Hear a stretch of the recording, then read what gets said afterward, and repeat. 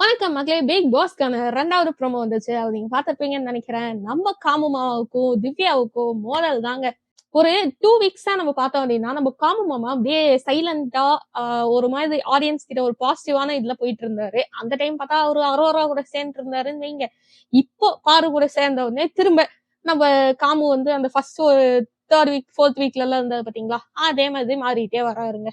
சேர்க்க சரியில்லையோ அப்படிதான் எனக்கு தோணுது. உங்களுக்கு என்ன தோணுதுங்கிறத கமெண்ட்ல சொல்லுங்க. பேசிக்கா இங்க பாத்தீங்கன்னா நம்ம காமு திவ்யாவை பார்த்து ஒரு சில வார்த்தைகளை விட்டுட்டாங்க. நம்ம திவ்யா பாருவை வச்சு செஞ்சுட்டாங்கன்னே சொல்லலாம். என்ன ஆச்சு, என்னென்ன பேசினாங்கிறத இந்த வீடியோல பார்க்கலாம். நீங்க நம்ம சேனல் ஃபர்ஸ்ட் டைம் பாக்குறீங்கன்னா சப்ஸ்கிரைப் பண்ணிருங்க. உங்களுக்கு என்ன வீடியோ பிடிச்சிருந்தா லைக்கும் பண்ணிருங்க.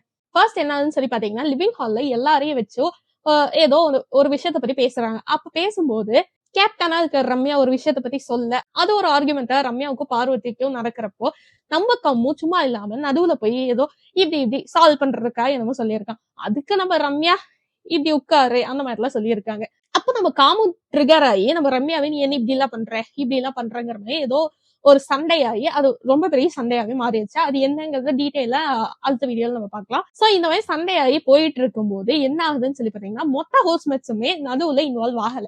அப்ப நம்ம திவ்யா எந்திரிச்சு நம்ம காமுவை வந்து கொஸ்டின் பண்றாங்க. நீ எப்படி இந்த மாதிரி எல்லாம் பேசலாம், இது எப்படி சரியா வரும்னு பேசும்போது நம்ம காமு என்ன சொல்றாரு, நீ எதுக்கு நடுவுல உள்ள வர, நீ எதுக்கு உள்ள வர, நீ எதுக்கு என்ன கேள்வி கேட்கற, அந்த மாதிரி பேசுற. இத பார்த்து திவ்யாவுக்கு பயங்கர டென்ஷன் ஆகி அவங்க ஒரு பக்கம் அப்பதான்டா வருவ, என்ன பண்ணுவேங்கிற மாதிரி சொல்லியிருக்காங்க. உடனே நம்ம காமு என்ன சொல்றாருன்னு பாத்தீங்கன்னா, நீ எதுக்கு நடுவுல வர, நீ கிளம்புங்கிறாரு. அதுக்கு நம்ம திவ்யா நான் ஏன்டா கிளம்பணும், நீ கிளம்பு அப்படிங்கிற மாதிரி சொல்றாங்க. அடுத்து நம்ம காமு என்ன பண்றாருன்னு சொல்லி பாத்தீங்கன்னா, பிஞ்சிரும் அப்படிங்கிற ஒரு வார்த்தையை யூஸ் பண்றாரு. இத கேட்ட திவ்யாவுக்கு செம டென்ஷன் ஆயிடுச்சு. என்ன பிஞ்சிரும் அப்படின்னு சொல்லி அவங்க எகிரிட்டு ஒரு பக்கம் வராங்க. திவ்யாவை வந்து சாண்ட்ரா சமாதானம் படுத்த, ஆனா திவ்யா வந்து யாரு சொல்லி கேட்க மாட்டேங்கிறாங்க. எல்லாரும் இவ்வளவு நேரம் அவன் பேசுனது கேட்டுட்டு தானே இருந்தீங்க, ஏன் யாருமே வந்து பேச மாட்டேங்கிறீங்க அப்படின்னு சொல்லி கேட்கும்போது நம்ம பாரு நம்ம கம்முவை இந்த சைடு இழுத்துட்டே போறாரு. இத பார்த்தா நம்ம திவ்யா டென்ஷன் ஆகி பாரு கிட்டே இதே உனக்கு நான் தான் நீ இந்த மாதிரி செய்வியா, எல்லா பொண்ணுங்களுக்கும் வாய்ஸ் அவுட் பண்ணுவேன்னு சொல்லி சொல்றேல, இப்ப ஏன் எனக்கு நடக்கும்போது நீ வந்து அவனை தனியா கூட்டிட்டு போயிட்டு இருக்க அப்படின்னு சொல்லி கேக்குறாங்க. உடனே நம்ம பாரு சமாளிக்கிறதுக்காக நான் 2 பேத்துக்கும் தான் இப்படின்னு செஞ்சேன் அப்படின்னு சொல்லி சொல்லுது. ஆனா இங்க நம்ம திவ்யா வந்து பாயிண்ட் சூப்பரா வச்சிருக்காங்க. உனக்கு நடந்துச்சுன்னா நீ இதை பண்ணுவியா, ஆமாங்க கரெக்ட். இதே நம்ம பாரு நம்ம எஃப்ஜே இந்த மாதிரி சண்டை பிடிச்சிட்டு இருந்தா பாரு இப்பதான் உட்காந்து சால்வ் பண்றதுக்கு பாக்குமா.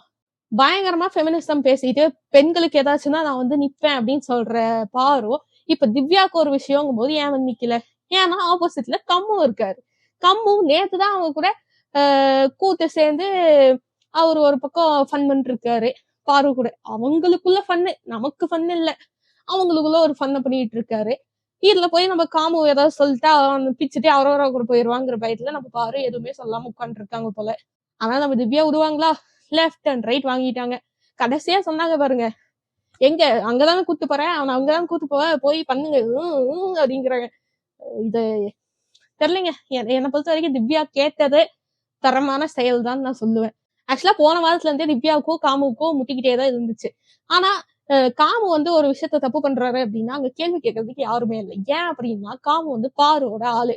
பாரு வாயை திறந்தா மூடவே மாட்டாங்கிறது அந்த மொத்த வீட்டுக்கும் தெரியாதனாலே யாரும் கேட்க மாட்டேங்கிறாங்களா இல்ல என்னன்னு தெரியல, இல்ல எல்லாமே கேட்கறது பாருதான், அந்த பாருவே இது கேட்க முடியாது அப்படிங்கறதுனாலயான்னு சொல்லிட்டு தெரியல. ஆனா இந்த விஷயத்த நம்ம திவ்யா எடுத்து பேசுனது உண்மையாவே ஒரு நல்ல விஷயம் தான். இதுக்கப்புறம் என்ன ஆகுதுங்கிறது நம்ம நெக்ஸ்ட் வீடியோல பார்க்கலாம்.